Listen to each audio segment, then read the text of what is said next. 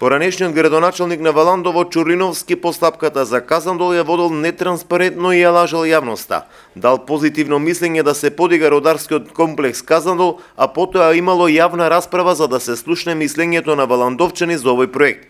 Парадоксот да биде уште поголем е што јавната расправа се организирала откако веќе бил потпишан договорот за концесија за Казандол меѓу владата и инвеститорот.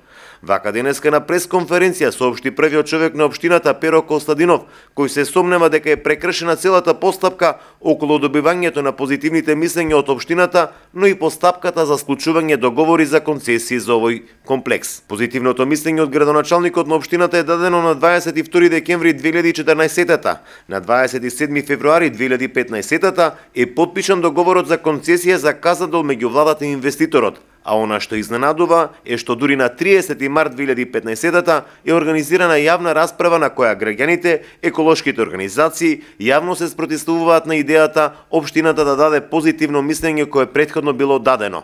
Сакам да ги повикам надлежните да преиспитаат целата постапка, кажа градоначалникот на Валандово Перо Костадинов на денешната пресконференција. Според него во архивата на општината се воделе две различни мислења на претходниот градоначалник за Казандол.